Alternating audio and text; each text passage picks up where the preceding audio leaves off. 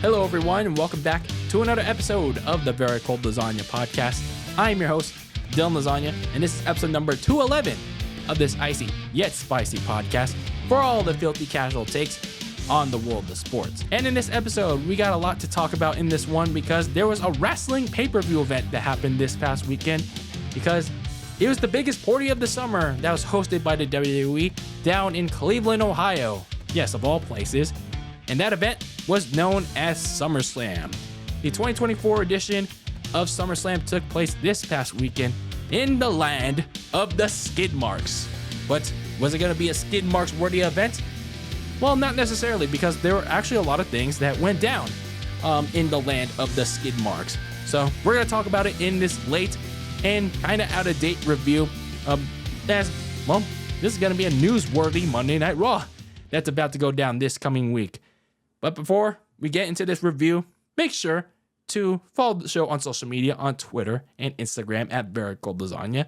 Make sure you listen to the show if you're not already, wherever you get your podcasts, on Apple Podcasts and Spotify, wherever Very Cold Lasagna is available. Make sure to rate and review the show 1 to 5 stars. Leave some feedback for there or all my audio listeners as well.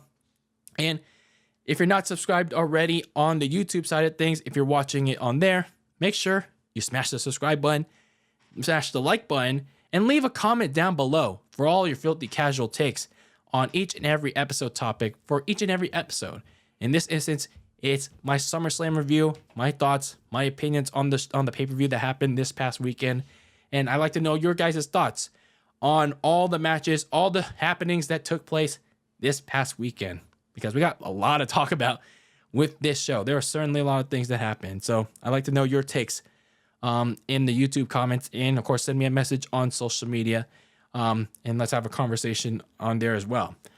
And as always, make sure to share this with your friends, share this with your neighbors, share this with a stranger, share with your colleagues, whether it's your coworkers or your colleagues at school, wherever. As long as you're sharing the good, the bad, the ugly when it comes to Very Cold Lasagna. That being said, let's get into this episode. And that is in regards to this show, SummerSlam 2024. The 37th annual SummerSlam, which was announced back in March and announced to be taking place in Cleveland, Ohio. Yeah, interesting location at Cleveland Skidmark Stadium. Oh, sorry, Cleveland Browns Stadium, the home of the NFL's skid marks. You know, the same skid marks that, you know, you wipe your ass with, or you're left with your ass every time you take a dump, and then you're left on the toilet seat saying, it's like, oh shit, there's some skid marks. And well, that's exactly what you're feeling with when you leave Skid Mark Stadium. There's stains all over it. I'm playing with y'all. But anyway, no, they certainly do feel like the skid marks every time you see them in the NFL. And well, was it going to feel that way when you see this show? We'll see when we talk about it. So this would be the second time, just only the second time, that SummerSlam would be held in Cleveland after the 1996 event, which was held at what's now known as Rocket Mortgage Fieldhouse. I don't remember the actual name of it, nor do I remember anything at all from 1996. But anyway, the Rocket Mortgage Fieldhouse was also the host location for the SmackDown before SummerSlam of this past weekend. So whatever build that they had to have left, that was going to be the place for it. So to open the show, we had country singer Jelly Roll. I mean, I don't necessarily know his music, nor have I known him until he was shown on my screen and shown in promotional material leading up to the show. I mean, his music is not for me. I mean, he does have a little bit of a catchy theme song, I guess. You know, the song Liar. Not too bad. And his performance, it was okay. It was okay for what it was. So his hit song Liar was one of the official theme songs for the show. And then there was another one there as well. But I don't remember the name of it. So he opened the show alongside the host for this event. And that was WWE wrestler and hometown guy, The Miz. So he basically welcomed everyone to Skid Marks Land and the shit pound. Yeah, so that was basically what The Miz did.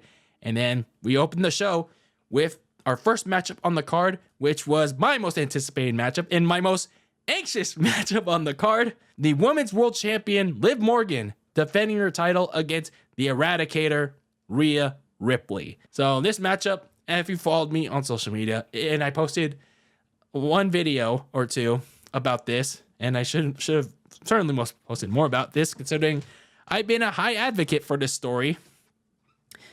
I've been very excited for this matchup since this has been reignited and how it's been developing in the last couple of months. But this feud has been going back way further than what we're seeing now on TV. So this feud actually dates back all the way in April of 2022. Actually, no, a little bit longer than that. So March of 2022. So this has been over 2 years in the making when Liv Morgan and Rhea Ripley first formed their tag team, even though it was a makeshift one. They became very popular among the fans, whether it was casual, hardcore, TikTok fans, what have you. They were a very popular tag team in the lead up to WrestleMania 38. Although they had some mixed success, they didn't win the tag team titles. They're still pretty popular among the fans, even though they were just a tag team for just 2 months. So shortly after, Rhea Ripley turned on Liv Morgan after a tag team title match on Raw. And then Rhea went on to join the Judgment Day, which at the time was still in its infancy with the rated R superstar, Edge. Obviously going by his real name now. So a year passes by after they first feuded with each other when Liv was on her own or with Finn Balor and AJ Styles to go up against Edge's Judgment Day. But a year later, they crossed paths again in July. Rhea played a role in costing Liv and her partner, Raquel Rodriguez, the tag team titles. And then Liv returned the favor in attacking Rhea Ripley during the Judgment Day's own tag team title match. So that led to Rhea deciding to take matters into her own hands, decided to erase the problem that she deemed as Liv Morgan. So the next week, Rhea brutally attacks Liv Morgan before their scheduled match and severely injures her shoulder in an attack that, well, most of these fans that have been following this feud, and even outside of it, they know now. She Pillmanizes, or basically puts her arm in a chair and stomps on it twice. So that's basically takes out Liv Morgan for several months and puts her out of action. And Rhea Ripley is just basically doing her own thing. She gets even more popular, and Liv is on the sidelines. Well, in reality, yeah, she basically was, because she aggravated a legitimate shoulder injury, and this was their way of writing her off TV. And as we know now, she had to go get surgery on that injury. So while Liv is rehabbing, again, Rhea is getting in this huge success, getting even more popular, despite, being the heel in all of this. So months later, Liv Morgan comes back at the Royal Rumble. She doesn't win, but she embarks on this revenge tour. And like I said, one of those setbacks, despite some setbacks, and one of those setbacks being the Royal Rumble, the Elimination Chamber, unfortunately, which I crashed out on, she promised Rhea Ripley that she would take everything away that she loved. Pay attention to that key phrase, the key quote. I will take everything away that you love. Because that would be the genesis that people didn't take seriously at the time. That would be the genesis of what we have now. Because after WrestleMania, there was nothing and no one left blocking her way.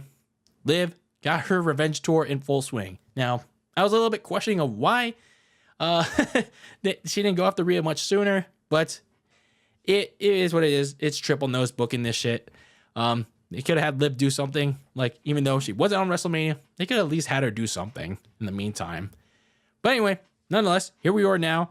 Liv attacks Rhea backstage, the chair to the head, and then attacking her, throwing her into the wall. But Rhea was legitimately injured.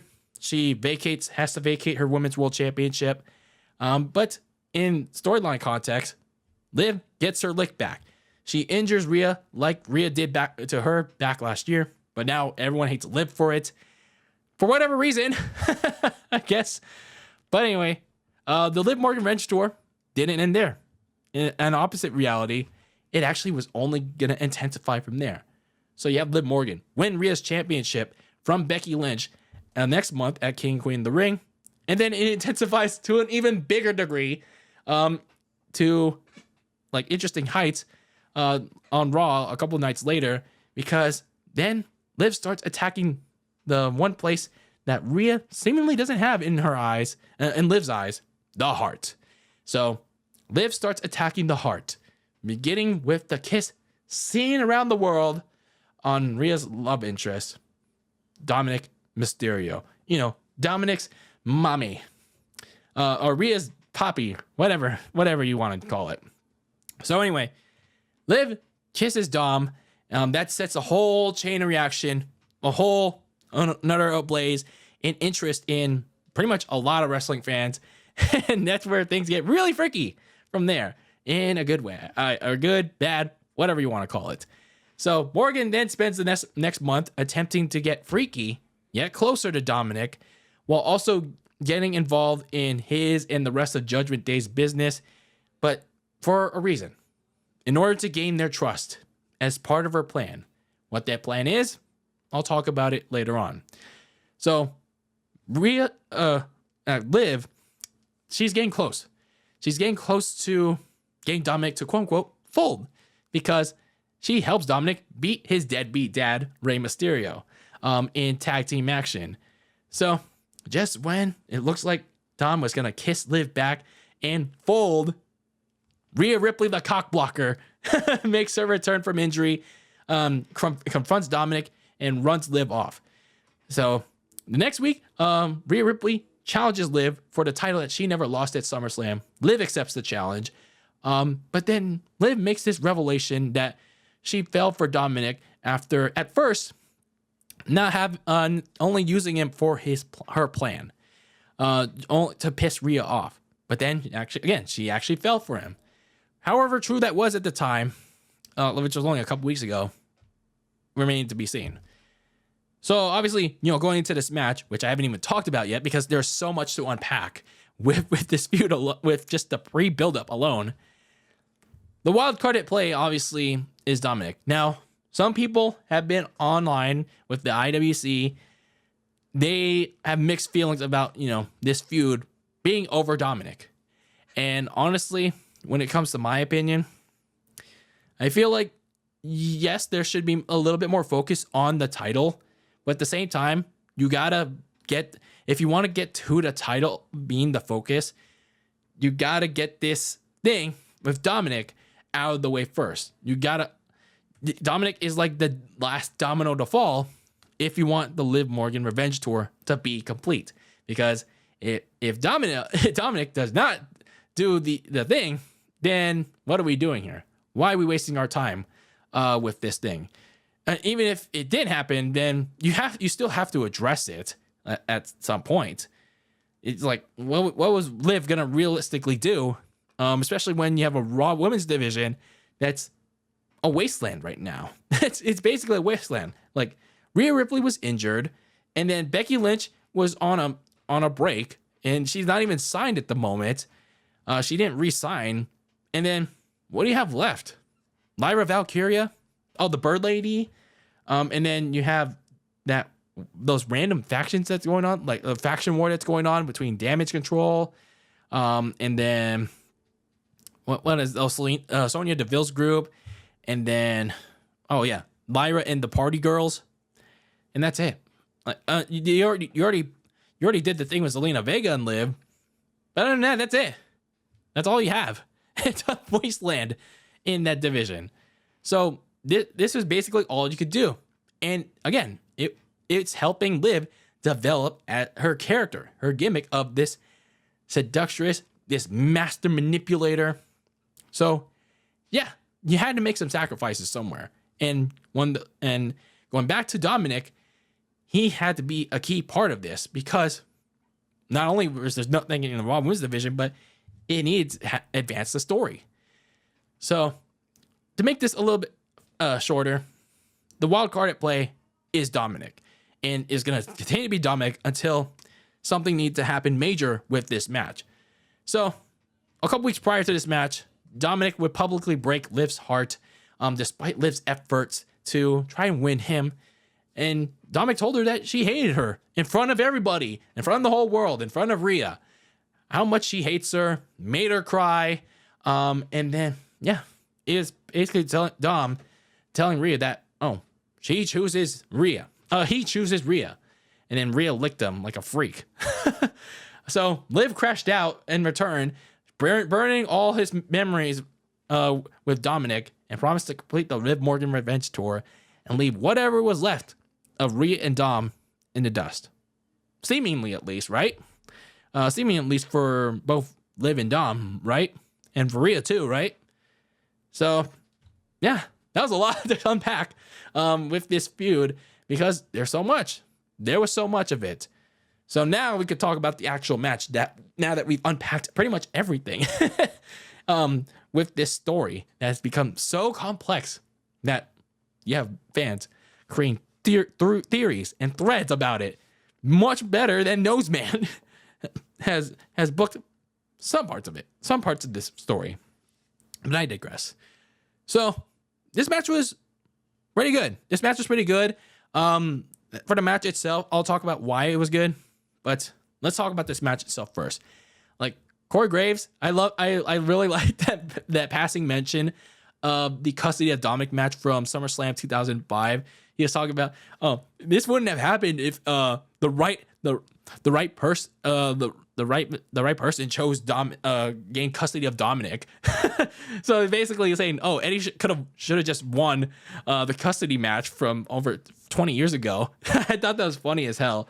And basically poking fun at people saying that this should have been a custody of Dominic match. I thought that was funny as hell. So anyway, yeah, this match, it did, I don't know, I wouldn't say it got off to a good start because Liv was being a wuss to start the match. But I mean, I get it. She's trying to mentally mess with Rhea, but it also makes Liv kind of like a little bit of a, I don't want to say that word, but a little bit weak, a little bit sus, because, you know, during this whole build, you know, she was running away from her, and now she's still running away from her. Like, come on, man. So she keeps running away from Rhea, but then Rhea manages to catch her, and she's basically whooping her ass. And I was worried that this match was gonna be short, sweet, and to the point. You know, kind of like Brock Lesnar versus John Cena in 2014, except much shorter than that. But then Liv manages to escape a very short riptide, and then escape and managed to bait Rhea into running shoulder first into the ring post and create an opening for herself. And what was a focal point, yet kind of scary point of the match, Liv throws Rhea into the middle turnbuckle, and then it looked like she dislocated her shoulder. No, she did dislocate her shoulder. Like, that's scary. That was really scary. I thought like it was clearly out, but whether she was like legitimately hurt or like they did it for story purposes, like, I don't know, man. Like, that looked really painful. Like, I wouldn't I wouldn't want that on like my worst enemy, whether it's like for story purposes or not. But either way, it's like Liv really zoned in on it for much of this match, like really controlling the shoulder, really controlling the pace. You know, she got some offense in mainly around that shoulder. So much later on, in another crazy moment of this match, Dominic sacrificed himself, took a suicide dive from Liv, and then Rhea brought her back into the ring, but then proceeded, before she got back in, you know, Liv is telling her to get your ass back in here. Oh, it's like, oh, you want me to get my ass back in here? She bumps herself into the announce table and pops her shoulder back in place. Like, this girl's a freak. This girl is a freak. Like, that's nasty work. Like, girl, I'm trying not to get you hurt. I don't want to see you get hurt. So, again, is that legit hurt? Or, again, for the story, I hope Rhea's okay. I really hope Rhea's okay. Like, that was my worry when she came back. She rushed herself back, or WWE rushed her back. Either way, that was a little good. That was pretty concerning. So anyway, she goes on a rally, and then both of them trade submission holds. Rhea with the Prism Rock, and then Liv with an armbar after a crucifix driver. But what concerned me about Liv during the armbar was the wardrobe malfunction that was going to take place. Like, girl, like, your thing is about to, on the verge of unzipping. Like, someone needs to do something, so Liv cannot have this go on, or else there's gonna be a big black screen that's about to unfold live on Peacock. Anyway, so they do manage to avoid the wardrobe malfunction, and Liv desperately headbutts Rhea and then goes outside the ring to introduce a steel chair while Rhea was up and awake for some reason. And I initially thought, it was dumb, and maybe some people thought it was dumb too, but it was actually for good reason. So Rhea obviously blocks the chair shot attempt and gives a riptide to Liv, but ended up being a sacrificial riptide because, Rhea could have pinned Liv right there and there and win the title. But instead, her hatred for Liv was so strong, she let her emotions get the best of her. And she wanted to use the chair. She didn't want to just beat Liv. She wanted to seriously kill her. Like she said, she wanted to end her career. So she grabbed the chair, and then she wanted to pound the pudding out of her, even though, that could have gotten her disqualified. And that's exactly why Dominic stopped her from using it. And that's where the tide significantly changed in this match. Dominic stopped her from using it, not because out of spite, but because to remind her that if you use that chair, no title, no payback. So Rhea was like mad at first, but she calmed down. She was like, okay, I'm sorry. I didn't know what came over me and all that. So she's talking to Dominic and all that, but Liv took advantage of the situation. She drop kicks Rhea into Dominic. Dominic falls off the apron and hits the Oblivion. Unfortunately, Rhea kicks out. So, I mean, the match really picked up a couple minutes ago, but this really intensified things. Unfortunately, I didn't like the kick out because Oblivion is such a protected finisher, and Rhea sold the hell out of it. I really liked that sell of it.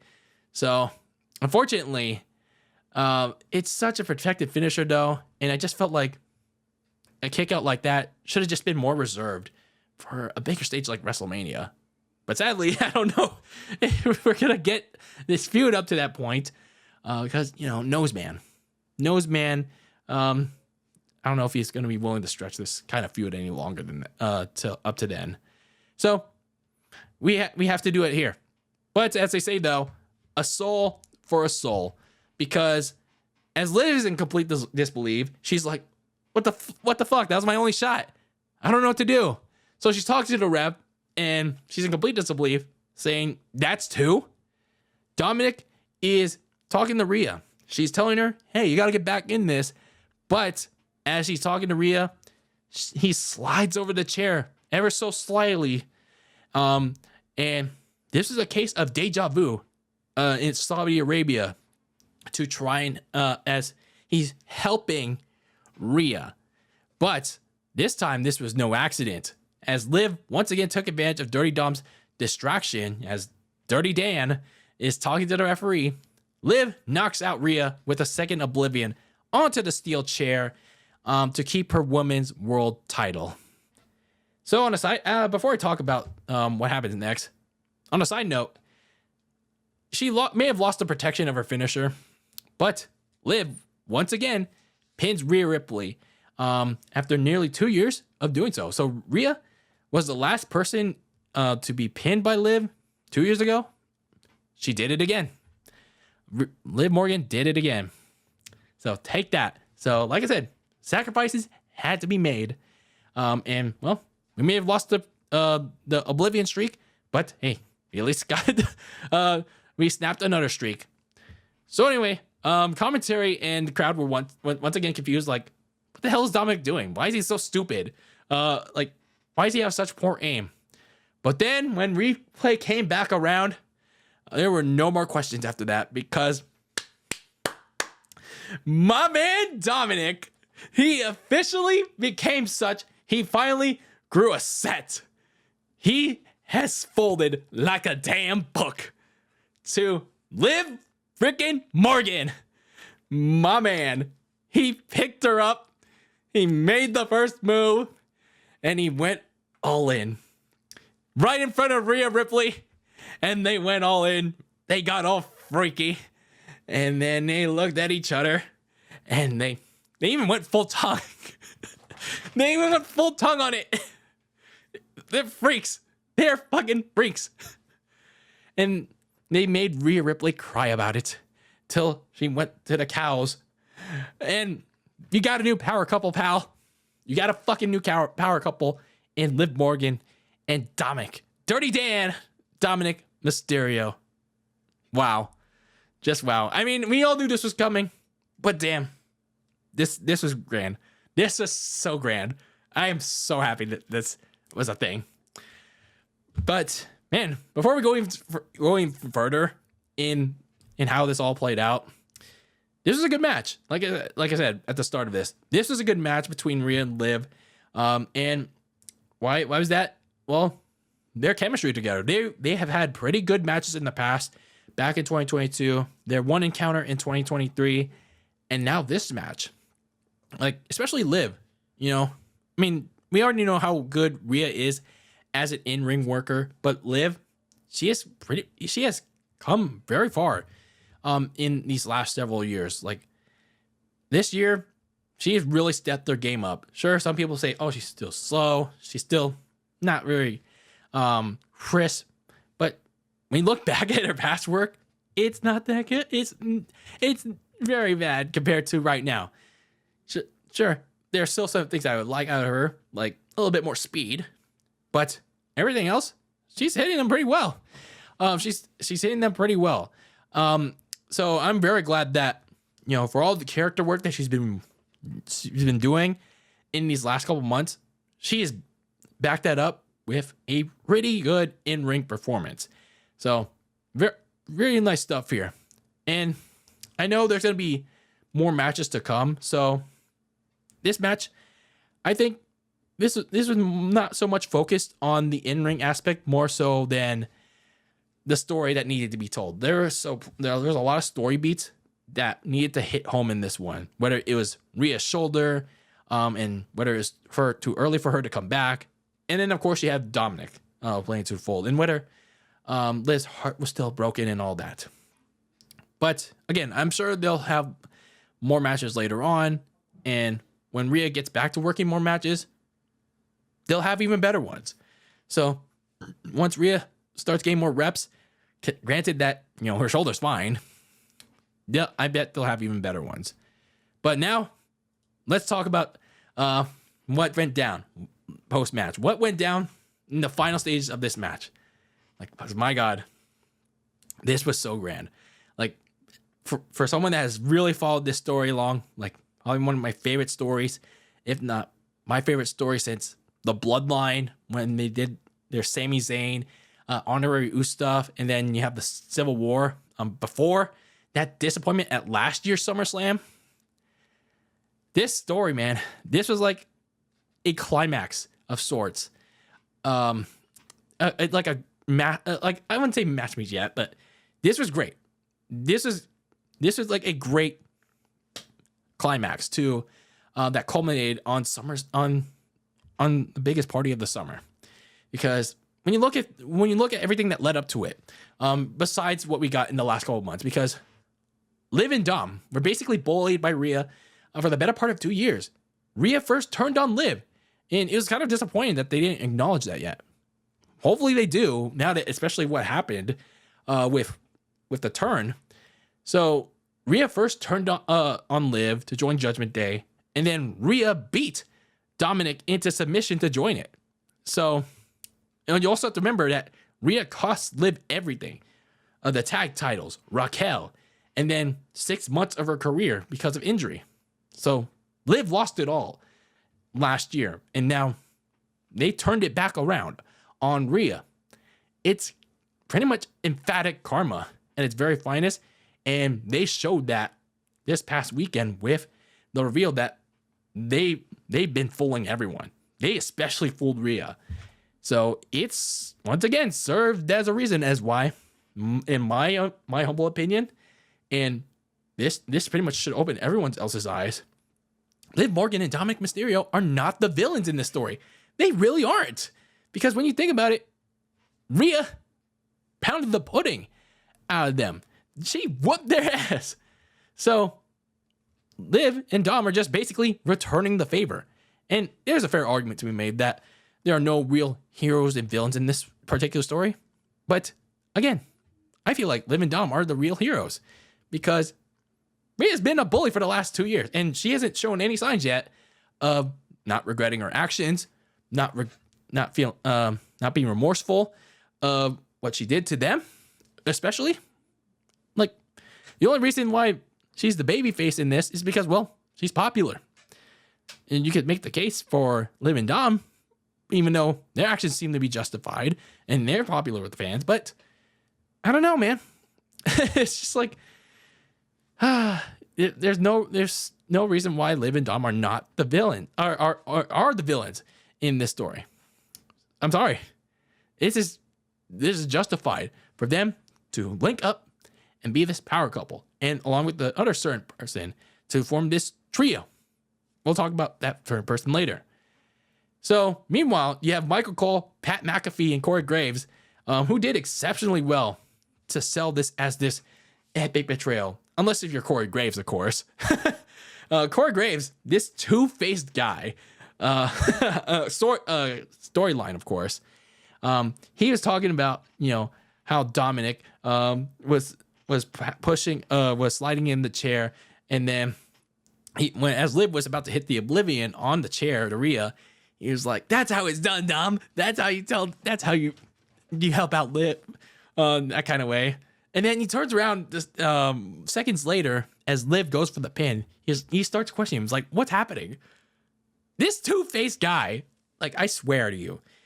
And then much later on, like, when you get the reveal, he sounds supportive as, like, Cole and Pat McAfee are just, like, railing off on Dominic. He's just like, "All right, this seems all right." He sounds like okay with it because he's like, "Ain't love so grand," or something like that. So Corey Graves is all right with it. Meanwhile, you have Pat McAfee and Michael Cole all angry as hell with both of them, to the point where McAfee gets his Netflix card ready, calling Dominic a piece of shit. I love this piece of trash, this piece of shit.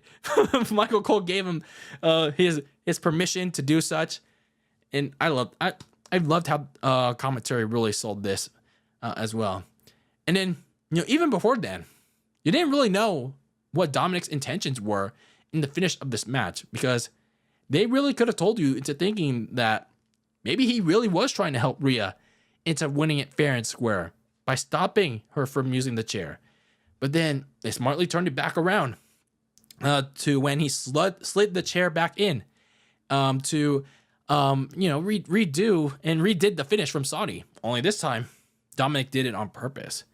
So I liked how they messed around with people, like, into thinking like Dominic may help Rhea, and then only to turn back around that Dominic is really helping Liv this time with a purpose. And then, the small minor things, like with Rhea's post-match stages of grief, I like how she sold that. And then it was surprising, Liv too. She was like, "Wait, hold on. Why is Dominic lifting me up? I thought he hated me." Like, she looked genuinely surprised that Dominic chose her. I like those small little things. What they will critique though is the camera crew. Like I wonder why they cut back and forth on the kiss and the reaction, and like, it's like, I don't want to get too freaky about it because, like, these fan cams had so much better angles of it. But again, I don't want to get too freaky with it. It's just a little small minor thing. So yeah, overall, I mean, this was done pretty well. I mean, I was really scared that Nose Man, Triple Nose, was gonna go a different direction. Whether it was, introducing someone else to the fold like Finn Balor or Raquel Rodriguez as like a muscle to live. But no, I'm very glad that he stuck with it. He stuck the landing and went this route. Now, of course, the most important thing left is the follow-up. He's got to stick the landing on that too. I want to know everything now how this all came together. Like, when did Dominic and Liv truly hook up? What else have they done behind cameras? Story-wise, of course. What was the plan behind Dom, Liv, and that certain other guy too? And then what about the hotel footage back in June? And then where exactly did Dom and Liv start catching feelings for each other? And then, with Liv and Dom, where exactly did they at first not like each other, or at least Dom's not like Liv, but then he started catching on. So, and then of course the footage in Mexico that made Liv scream. No, I'm just kidding. Not that. That's too freaky. So, in essence, it's time for them to tell and show, for all of people, for Raw's newest power couple. Basically show and tell everything. Like, you can't half-ass it. Like, you really got to show what you got. Reveal, I wouldn't say everything at once, but over the next couple weeks, like, how this all came about. Like, it would be like, give as much details as you can. Of course, within the confines of your show. With, of course, Rhea now gunning for revenge. But first thing they got to do, on the opposite end, book Rhea to admit her past sins. Why she is the reason Dom and Liv are what they are now. Because if they want to make her not just the babyface of this feud, but the top babyface of Raw, Triple H has to do this. Because if he doesn't, if he's going to keep making Rhea this hypocritical babyface where she won't admit her past sins, she won't tell us why she's the reason Dom and Liv are what they are now, then Liv and Dom are going to get these pops. They're still going to get fan favorite cheers. It's only going to get louder because fans will eventually see that they truly were the victims of this story and Rhea wasn't. Like you can't be counterproductive with this. And as much as I'm saying that, as much as for me saying that Liv and Dom are the baby faces in this, I gotta draw the line somewhere.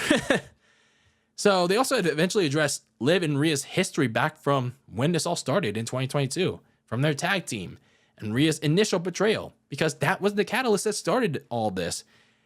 And fans still constantly talk about this to debunk Rhea being the babyface. So you gotta address this some point down the line because you can't ignore this any longer. So overall, to wrap this all up, I've talked about it like a long time now. This feud has plenty of things left in it. Like I said, I hope they followed this up well. Like, you got the big moment with the kiss all wrapped up. Like 3 months of storytelling with Liv, Dom, the Judgment Day, and Liv's whole revenge tour, pretty much all wrapped up. Now it's the follow-up. What do you do next with Liv and Dom? Now this thing, along with that certain individual that's joining them in this master plan, what do you do next? Maybe there's a mixed tag team matchup in Berlin between Liv and Dom against Rhea and her certain other Terror twin. Then in Bad Blood, Rhea and Liv face off again for the title, where I expect Rhea to get it back in a match that I don't want to see yet, but God, I hate that we could possibly see this, like Hell in a Cell. I personally believe that should be much later down the line if they want to push the feud there, and I hope they keep the feud going there. But where they go next, I'm not sure. But the story has enough juice. It has a lot of legs to go that go beyond Judgment Day. Because like I said, their feud dates back to 2022. That's 2 years worth of history that WWE can really go on. They can really talk about. Like, why did Rhea and Liv form this tag team? Why was their friendship so special? Why does Rhea, why did Rhea feel the need to betray Liv? Why did Liv even come up with this whole master plan in the first place? Those are still things that need to be explored. So this is a feud that goes on personal hatred between these two former best friends. So I feel like once they really get to that point, that's when it really will heat up. So if Triple H can tap into that, if he can find a way to keep interest up between these two, I feel like, and I hope this is the case, this can last all the way to WrestleMania. Now, I feel like you don't have to make it every single month, but there can be breaks in between. So if you could find a way to get this to next year's WrestleMania, that's when they should do the Hell in a Cell match between them. That's when you can blow it off. And I don't know who would win there. Personally, my pick would be Liv, but that's to make her the top star, along with Rhea, Bianca, and the other top female talent, to solidify her in that role. But yeah, we'll see where it goes. I'm hoping that they can try to find a way to make this last until next year's Mania, but we'll see.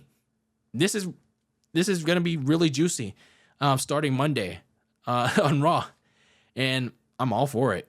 And it starts with Liv and Dom in wherever they are, in whatever city they are. But good match between these two to start off SummerSlam.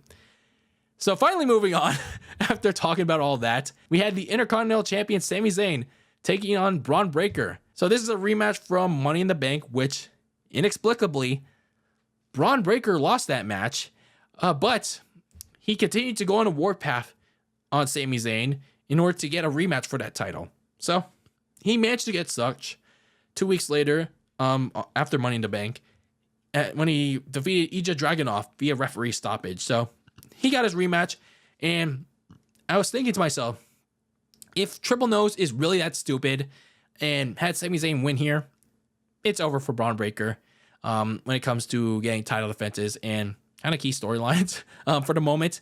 Because what else was there going to be for him to do? Like, this is a dude that WWE should really be pushing as a kind of key upper mid-card guy to start, and then start working his way up to the main event. I don't know, man. I don't know what Triple Nose is doing.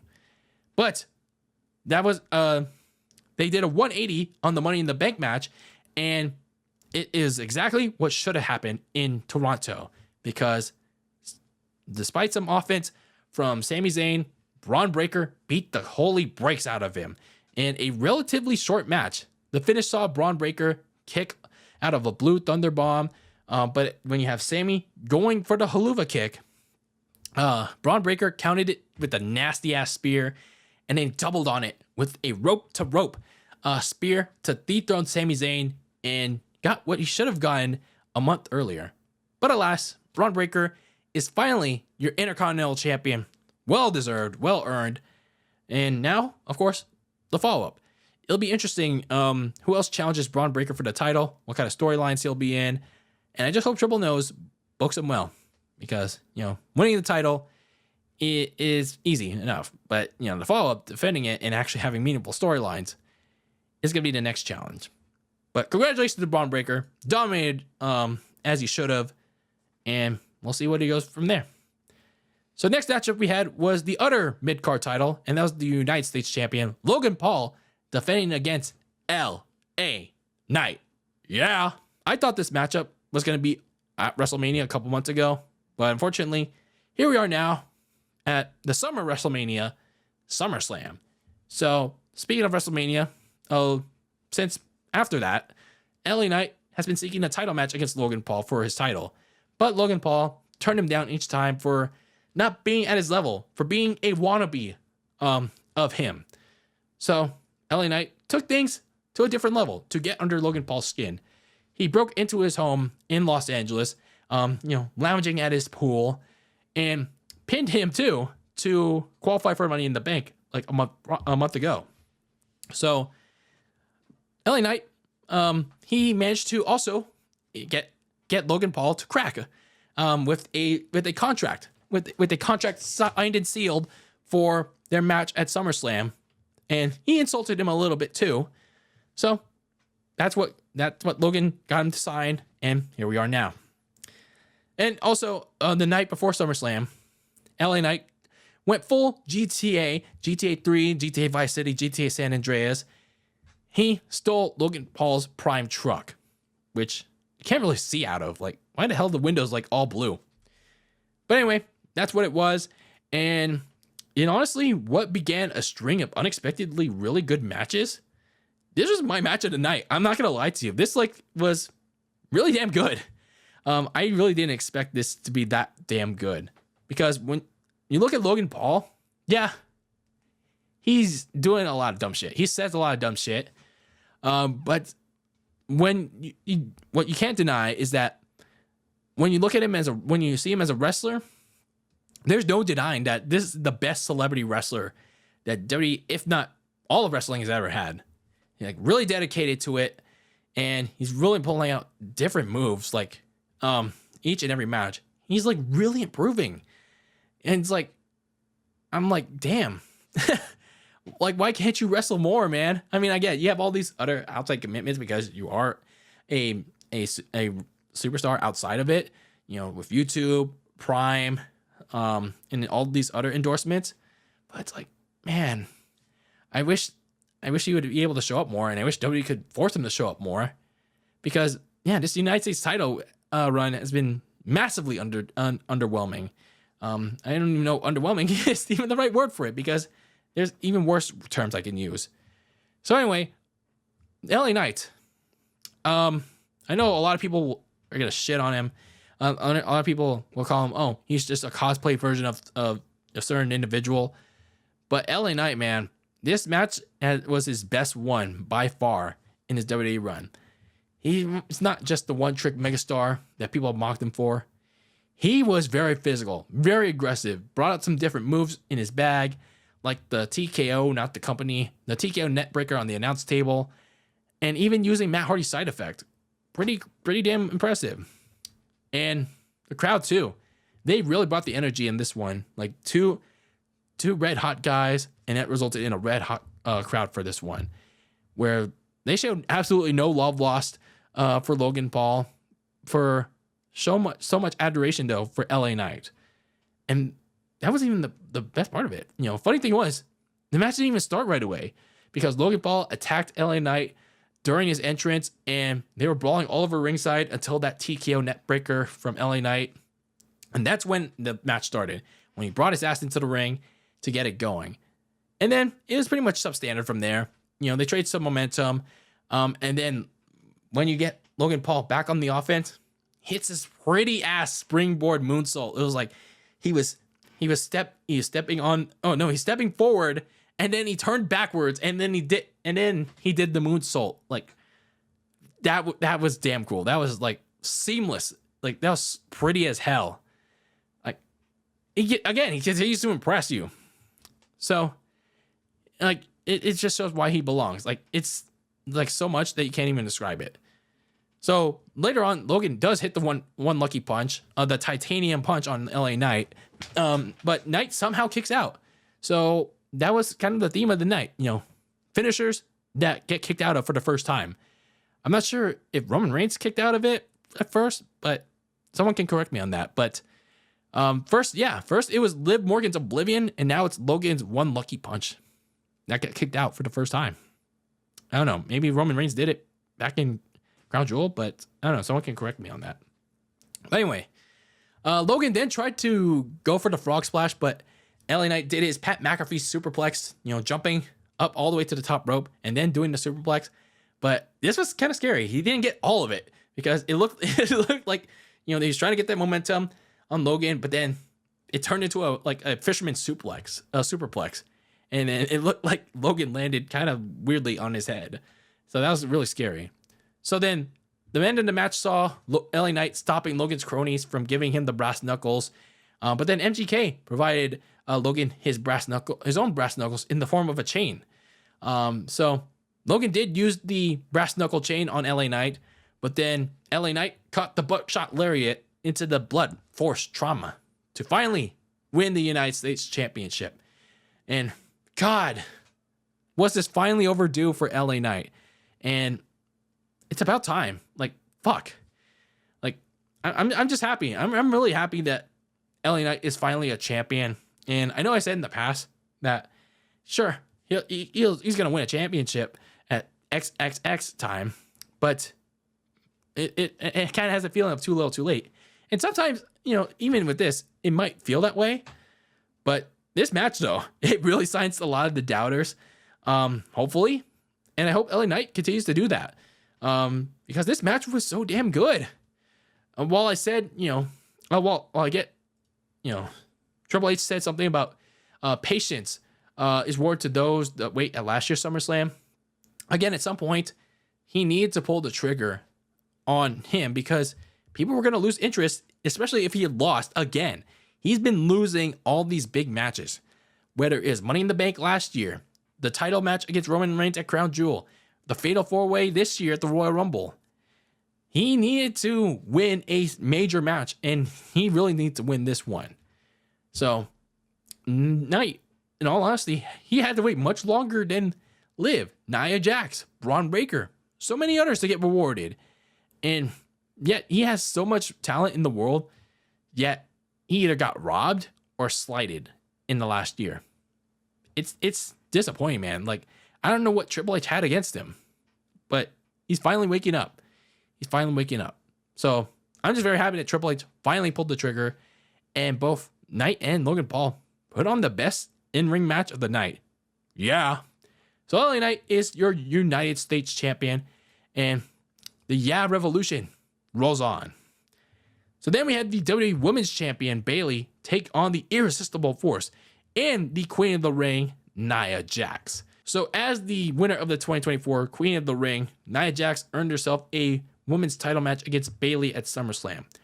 Unfortunately, there's not a lot of buildup for this one because, WWE didn't put any care to it, unlike with Liv Morgan and Rhea Ripley.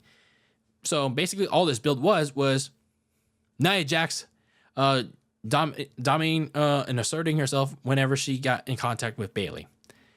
There was the X factor, though, of Nia's ally, Tiffany Stratton, whether or not she would cash in her Money in the Bank contract in this one. But other than that, not a lot of build for this one.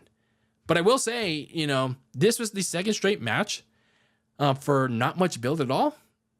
Very solid, in my opinion. Like, very, very solid. And that was because, Nia Jax has really improved her ring work since coming back almost a year ago, and this was her best showing.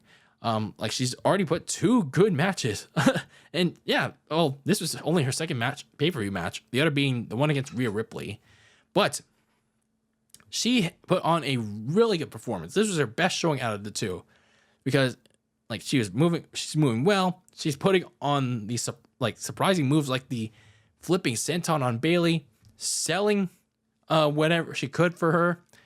And speaking of Bayley, this was her defining match of a kind of sad, underwhelming title reign since she won the women's title at WrestleMania. And I get it. Nose Man's booking hasn't helped either for that, especially because when they drifted away from her from Damage Control, that Damage Control story, and they ruined that even before WrestleMania. Yeah. It's just that also she hasn't helped herself either because her character hasn't, or lack thereof, has regressed so much as a babyface to the point where she has none to speak of. So overall, this match was very solid because of both of them. But when it comes to what I thought stood out in this match, it's Nia Jax dominating. She used her power, used her size. She managed to hit an Annihilator. The Annihilator bonsai drop. But just as been the theme with the Liv Morgan Oblivion, Logan Paul's Titanium Punch, Bayley kicked out. So finishers not exactly protected all that well tonight on that night. So Nia was going to try for a second one, but Bayley recovered to punch out Nia, and then in this kind of impressive feat of strength, Bayley powerbombed the big Nia Jax and dropped the Macho Man elbow on her for a near fall. And the crowd was kind of hard to get into this one, but that big spot woke them up. Also waking them up was Tiffany Stratton coming out with her bedazzled Money in the Bank contract, that Barbie briefcase. So she was threatening a cash in, but Bayley thwarted her. She immediately put that to rest, because I was a little worried that they were going to make her Tiffany successfully cash in, which was way too soon. But Bayley thankfully stopped her, but that sacrifice cost her, because that opened the door for Nia Jax to annihilate her and hit the bonsai drop twice to win the WWE Women's Championship. So some very solid stuff again from both of these women in this match, and it was the right result, because again, with Bayley's title run, I think it's run its course, and Nia, she's improved so much since coming back, and this was a reward for her. I feel like she's earned it, she's deserved it, and I'm hopeful to see where it goes from here. I'm not expecting a kind of long title reign for Nia, but hey, she's earned this title run. So I expect plenty of challengers now for Queen Nia. That include a rematch for Bayley, as well as even Bianca Belair, Jade Cargill, and who knows, maybe even Charlotte Flair when she comes back. So next up, we had the matchup that many were excited to see, including myself: Drew McIntyre versus CM Punk. So the grudge match goes all the way back to last year at Survivor Series. Last year, CM Punk made his grand return to the WWE. He walked out 10 years ago, but then he had that AEW run. He left on bad terms with them. And then a couple months later, he came back to the WWE. But his WWE return seriously pissed off both Drew McIntyre and Seth Rollins. But more on Seth Rollins in a bit, because 2 months later, Punk entered the Royal Rumble match in hopes of challenging Seth for the World Heavyweight title, which Seth had at the time. But he was eliminated by the winner, Cody Rhodes. And one point during the match, though, what happened importantly caused a ripple effect on WrestleMania, because he legitimately tore his triceps, taking a future shock DDT from McIntyre. So that was very bad. That seriously affected all WrestleMania plans, as was explained in that WrestleMania documentary. So on the night after the Royal Rumble, Drew and Punk began their highly praised storyline, where Drew took credit for Punk's injury, where he said, "I prayed for this, and it happened." Sorry for the terrible accent. So he beat him down, wrote him off TV, but Punk got his lick back on Drew at WrestleMania after Drew had won the World Heavyweight title, attacked him after Drew kept gloating at him, which opened the door for Damian Priest to cash in and steal Drew McIntyre's title. So Punk continued to further the issue. He continued to get back at Drew, even though Punk had already gotten payback on him. So he screwed over Drew again in his home country at Clash of the Castle, and then cost him his Money in the Bank cash-in at Money in the Bank. But that second time he did it at Money in the Bank, it brought a fire back into Seth Rollins, because, Seth happened to be in that same match with Drew McIntyre, because Seth was originally facing Damian Priest for the World Heavyweight Championship. So Punk inadvertently cost Seth Rollins his own title match against Damian. So you have Drew McIntyre pissed off, and now for CM Punk, he also had Seth Rollins pissed off. So where do all these three come into play?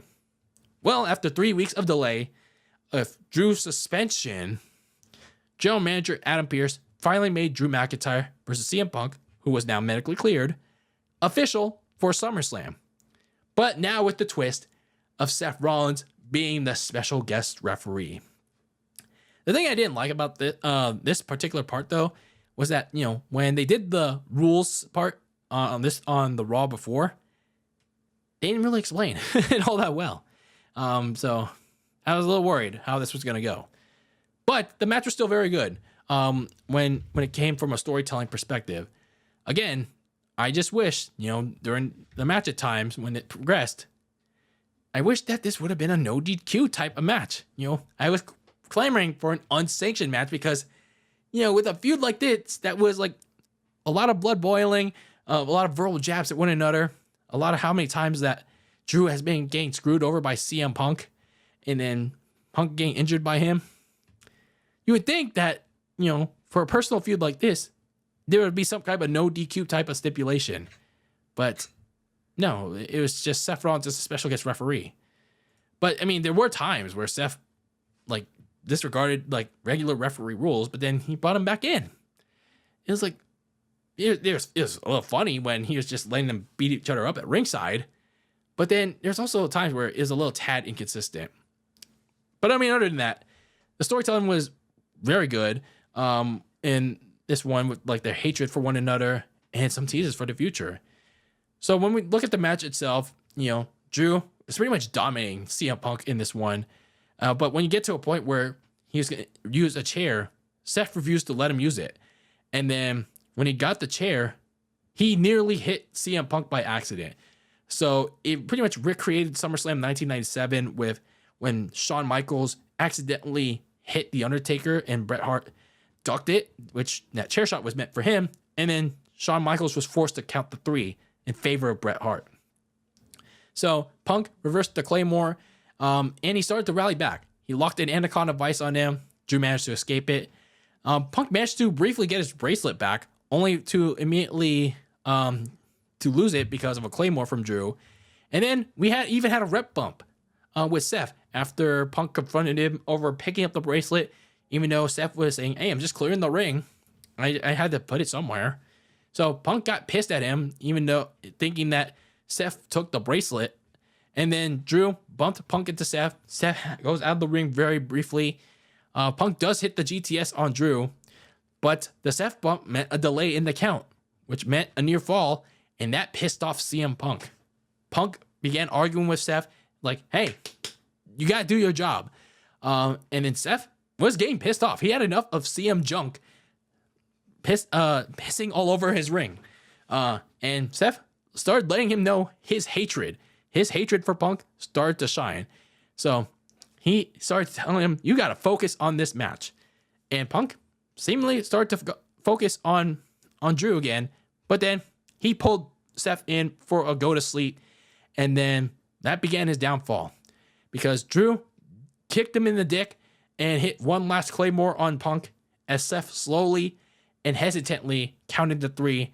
And Drew finally got his lick back on CM Junk. So a few things to take away from this match. Again, very good match. The Seth referee stuff, a little inconsistent, but some pretty good things to take away from this. Although I lean towards a Punk win, Drew getting this one, I think it was key in the end of it in order to progress the story, especially because he did take Punk's cheap bracelet back. So we could either be looking at a potential 3-way at Bash in Berlin, not just because of their own hatred for each other, but maybe to potentially determine the number 1 contender for the World Heavyweight title at Bad Blood in October. I mean, we'll see.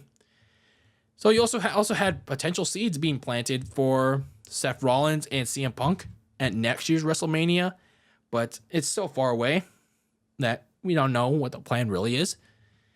And then you also had Punk, who expectedly looked ring rusty, but I thought he was okay. The more important thing was that he came away healthy from this match. He looked fine. So as long as he stays healthy, as long as he continues to get reps, I just hope that he continues to put it out there. He continues to move okay-ish. So, I mean, you're not going to get the 5-star classic that you saw from Prime CM Punk back in the day. He's much older now. But what you can get is a healthy CM Punk that can control the pace, that can put on a very solid match for whoever's there now. And that's all I can hope for at this point. So, overall, this match was really good. I just, again, hope that there would have been a no disqualification type of stipulation. But for what we got, I liked it. I liked it, and it set up some stuff for the near future, and maybe even beyond that. So the next matchup we had was the World Heavyweight Champion Damian Priest taking on the King General, Gunther. Just like with Nia Jax, Gunther would earn himself a World Heavyweight Championship match at SummerSlam as winner of the 2024 King of the Ring. So kind of unlike with the Queen of the Ring, the King of the Ring, Gunther, yeah, there wasn't a lot of things that he did before he actually met Damian Priest, but by the time he came back to go face to face with him, there was actually a little bit of build. But I mean, it was a build that was kind of because it was just based on class. I mean, Gunther just putting down Priest over the fact that he didn't belong in this league. He's just basically acting entitled and calling Damian Priest street trash. And throughout the course of the coming weeks leading up to the pay-per-view, Priest and Gunther would get some pretty vicious and hard-hitting fights. Some men slapping meats, as the kids like to call it. And they also explain, their upbringings and such. So, I mean, at least it had some background to it. But I don't know. In my opinion, when you go into this match, there wasn't enough to make it convincing. For me, that it's interesting enough. But when you get to the actual match itself, it was actually a little surprising. This is actually very solid of a match that will say, okay, this is actually not that bad. So this was one, though, that did take a little while to get the crowd into. But when they started, while it was hard hitting from the start, when it get even more physical, that's when it woke the crowd up. That's when they really started to get back into it. Because, there's one point in the match, too, where Damian chopped Gunther so hard, his chest started bleeding. Like, goddamn. And then, as the match progressed, like, while Gunther still doing his signature moves, like the chops and the classic wrestling moves, Damian was pretty much unloading the whole bag. Like, some of the moves that we haven't seen him do before. So he's pretty much unloading the bag of his moveset. So it even had commentary questioning the King General. Like I don't think he's like, they're saying something like, oh, we haven't seen the King General outmatched before. So much later, Damian did hit the South of Heaven chokeslam for a near fall and was about to close it out with the Razor's Edge to keep his title. But Gunther countered it with 2 hard-hitting clotheslines for a near fall. And Damian looked like he was gonna like lose this match because he was exhausted. He was just asking for Gunther to bring it on. And Gunther brutally beat him down as Finn Balor was suddenly now at ringside. He made his way to ringside. And how could I forget? There were 2 Judgment Day segments in this show. One immediately following Liv Morgan and Dominic kissing. And Damian Priest was looking to kill Dominic. And then the rest of Judgment Day, like Finn, JD McDonald, and Carlito, went on a search party to look for Dominic. And then before this match, you had Damian and Finn apologizing to each other for losing their cool. And then Finn was like, hey, if you need me out there, just give me the call. And then Damian's like, thank you. And then Finn was like rubbing his hands because he knew what he was going to do. He knew something was going to go down. So anyway, Finn Balor's out there now. Gunther kicks Balor in the face. And then that lit a fuse in Damian. He rallied back to hit the Razor's Edge and the South of Heaven chokeslam. And he looked like he was going to win. But this is kind of like my big nitpick with this match. Like, why was Damian pushing Gunther to the side of the ring to set up this particular spot? I felt like Gunther should have rolled. Like, why didn't Gunther roll to the ring? And then Damian was like blindly, like he was like tired, and then he didn't see Gunther roll there. Like, he's just flat on his back and then crawl to him. But then no, he just pushes him. He pushes him blatantly. Like, don't do that. Do not do that. So anyway, we go back to the finish. The referee was ready to count 1, 2, 3, but then before the 3 count, the inevitable happens. Finn Balor screws over Damian Priest by putting Gunther's foot on the rope. So they actually show replay of what happens. And then Priest happens to see what happens on the skid marks video board. And then once Priest sees Finn Balor, and Finn Balor turns back at him, he tries to kill him. He tries to go after Finn Balor because one of his closest buddies just stabbed him in the back. But Gunther locks in the sleeper hold, and then although Priest is trying to escape at first, his rage got the best of him because he tries to choke Finn Balor, get his ass in the ring. Gunther gets him back in, finishes off Priest with the powerbomb and the sleeper, and then we have a new World Heavyweight Champion in the King General bow down to Gunther. Pretty hard-hitting stuff in this one. Very, very decent affair. Even though Damian lost in this one, he looked really good in it. I will say though, even though his character work is like okay-ish during this build, he's getting good crowd he was getting really good crowd reactions. It was actually naturally building up over the course of 2 months. So I can't knock WWE for actually, getting him some really good crowd support, like actual fan favorite crowd support. So can't knock him for that one. So he looked really good in this one, and he even outshined Gunther, surprisingly. But it's what happens when Gunther doesn't compete all that much since King and Queen of the Ring. So I am eager to see what Gunther can do with the World Heavyweight title. I mean, he is coming off the longest reigning Intercontinental Championship run in history. So hopefully WWE has something in store for him because there aren't many World Heavyweight title contenders on Raw, unfortunately. So it's going to be interesting. And especially with this Judgment Day drama about to unfold for the next several months. Yeah, I'm a little worried that Gunther's going to be outshined because, the bigger story of this match is, of course, Finn Balor finally pulling the trigger and turning on Damian Priest.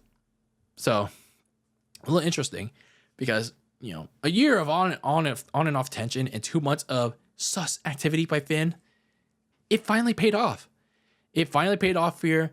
And although it would have been nice to have the title because it would have made this even more beneficial, I feel like this particular feud between Balor and Priest, hopefully it'll be interesting. Both of them haven't had the exact track record of having interesting feuds, whether it is with each other or with other people. But I feel like now with this heat, with the entire Judgment Day and themselves, I feel like they can hopefully try and make up for their previous lack of interesting stuff. So yeah, Priest getting turned on though by Balor, just like with Rhea and Liv, it's karma. It is exact karma of what happened in the summer of last year with Damian and his Money in the Bank contract getting in the way of Finn's title hopes against Seth Rollins, who was World Heavyweight Champion at the time. But now the tables have turned. Finn cost Damian his World Heavyweight Championship against the King General. And his plan is in motion. His Liv and apparently now Dom, it's all in motion. They have turned, and now the Judgment Day, as we know it, is no more. And, well, thankfully it's no more because I was not a fan of that group in the first place until, this story. Well, yeah, it's basically this story that has made me tolerate them a little bit more. But anyway, like the cracks in this group were starting to show with the mentioned Balor and Priest issues in the summer of last year. Then they bring in JD McDonald's in the fall. And then you get even deeper when they start entertaining, especially Damian, R-Truth. They bring in R-Truth during Christmas time. But then the dam really broke for good. Thanks to Liv Morgan. Thanks to what she had done while Rhea was away. That was the breaking point of this group. And then once Finn and Dominic showed their true colors this past weekend, yeah, it's hell. It's done. Judgment Day was burned. Hopefully for good, because while we're more likely to see a new version with Finn, Liv, Dom, and JD McDonald's, I don't know, man. I don't know if that's gonna really sell people. I don't know if it's really gonna sell people on this like dominant faction, just like the OG Judgment anymore. But I'd rather this group just slowly phase out, just like the Judgment Day name, like slowly phase out, like the Shield did in 2014 when, after Seth Rollins betrayed both Roman Reigns and Dean Ambrose, they just mutually parted ways They just silently focused on their own thing. You know, Roman going after the WWE title, Dean Ambrose focused on getting revenge on Seth Rollins.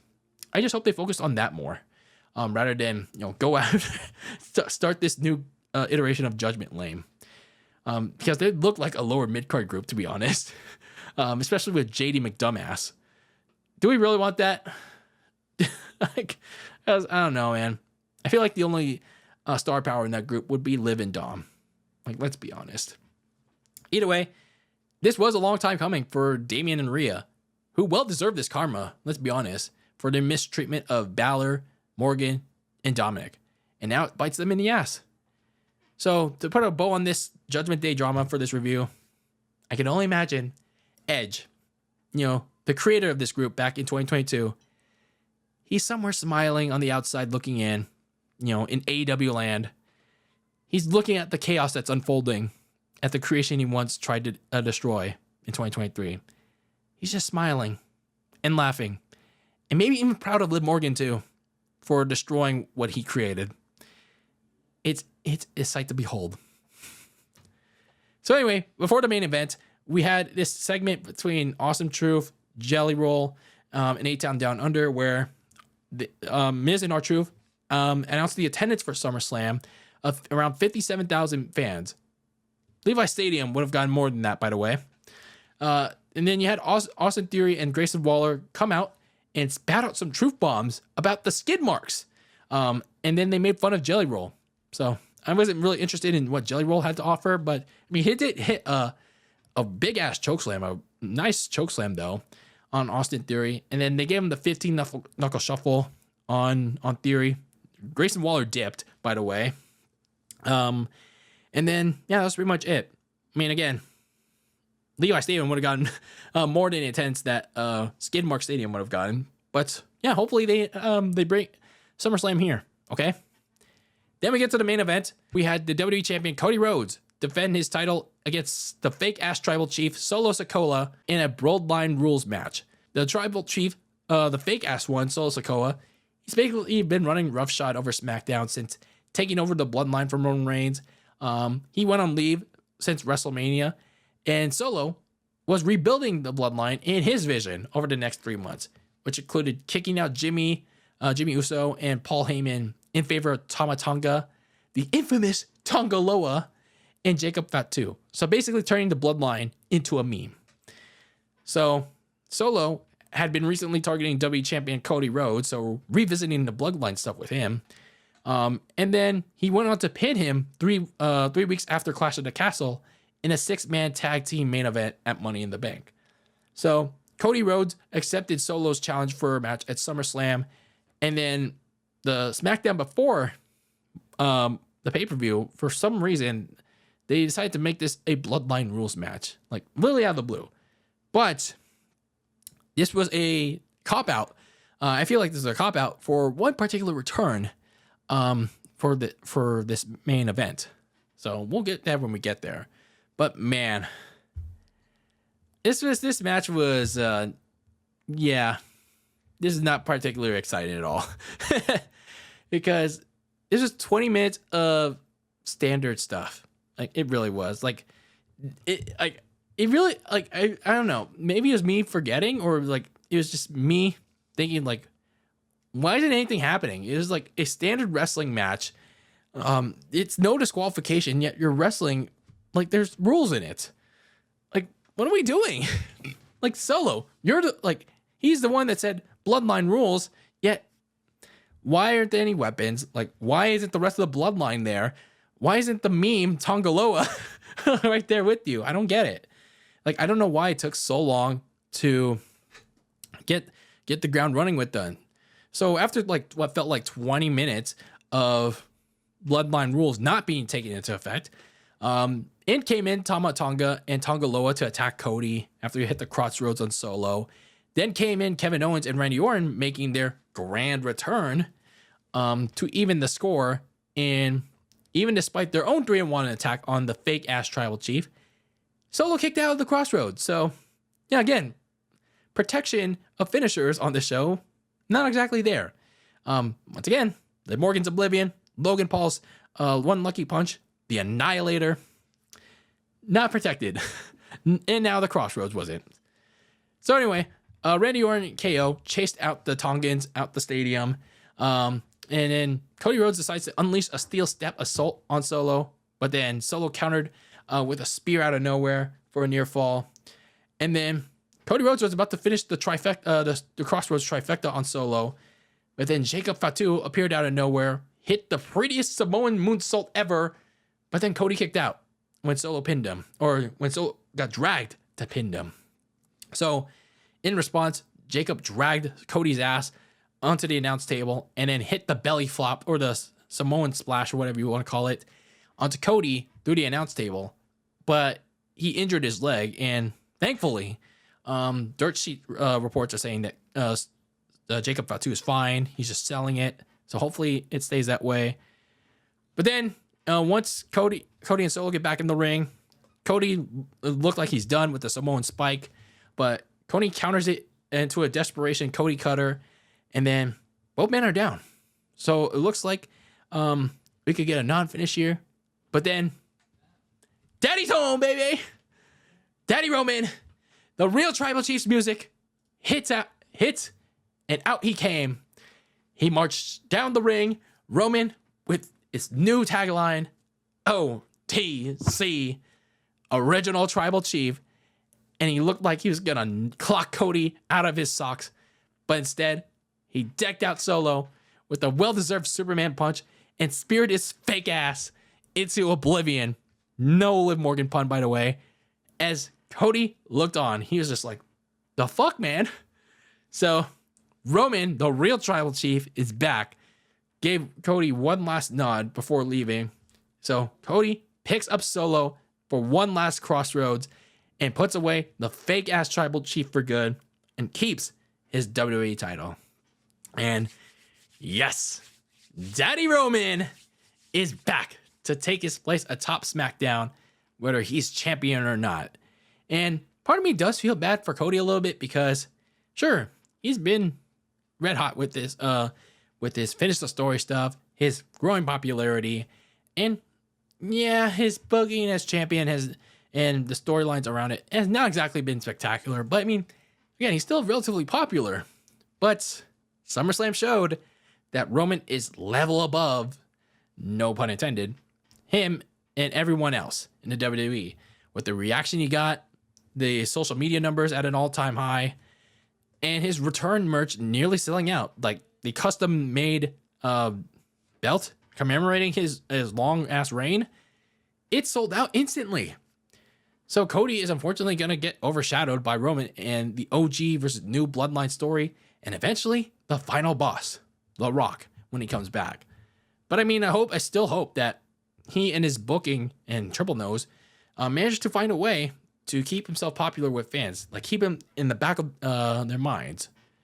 So anyway, the next several months are shaping up to be pretty interesting for the Bloodline. Like for the immediate future, we could see a third final rematch, as much as I don't want it, between Cody and Roman, because even though like Roman was like, okay, I respect you, Cody, he's still thinking about wanting a rematch for that title that he lost.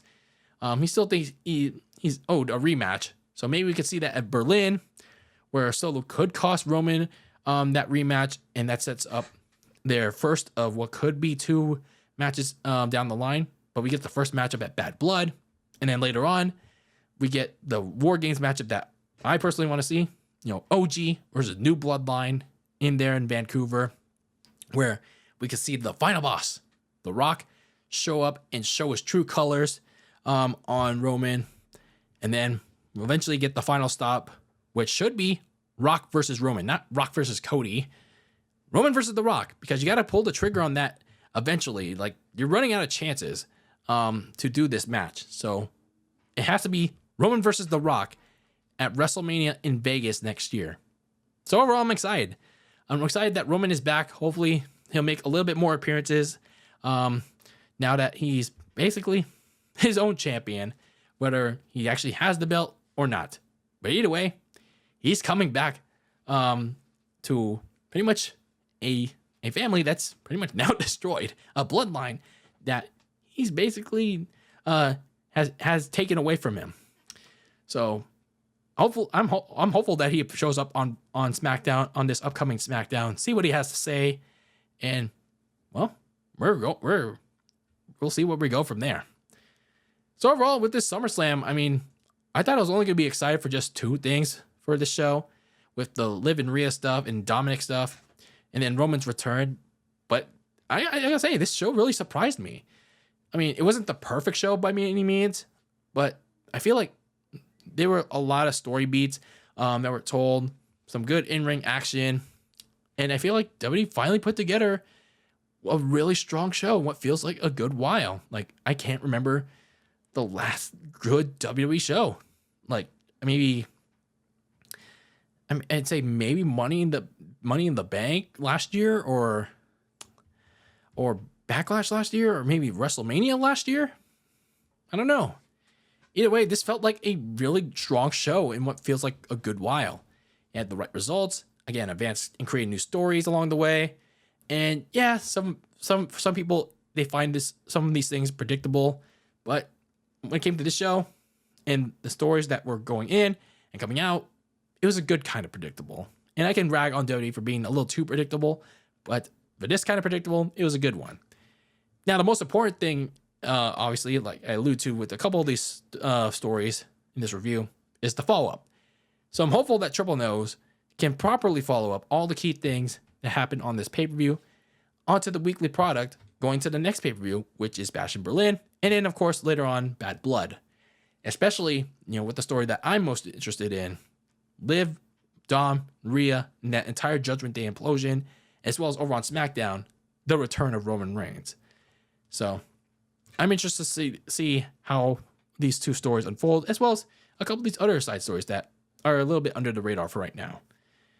But anyway, let me know your thoughts on the SummerSlam 2024 card, your thoughts, your opinions on the show, the return of our tribal chief, our real tribal chief, Roman Reigns, the implosion of the Judgment Day, Liv and Dom's, glorious kiss, and Finn Balor turning on Damian Priest. Where does the Judgment Day go from here? I'd like to know your thoughts in the comments on YouTube and on social media, on Twitter and Instagram at Very Cold Lasagna, and some of the other moments on this show that I didn't talk about, or that my favorite moments that weren't your favorite moments, or your favorite moments that weren't particularly mine. I like to know all of these. So let's have a discussion about it. Let's, as long as we're civil about it, we're respectful about it.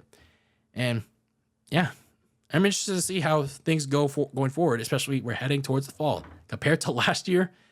Yeah, at least I have a little bit of interest in some of the things that are going on, especially as we head into the fall with football season. So I at least keep my eye on a few stories here and there. But anyway, that's it. We're gonna do it for this long-ass episode of Very Cold Lasagna. I have been your host, DylanLasagna. Thank you for tuning into this episode number 211 of this icy yet spicy podcast that is known as Very Cold Lasagna. And as always, keep that lasagna very cold in the fridge with your takes on the world of sports. Until the next one, peace out.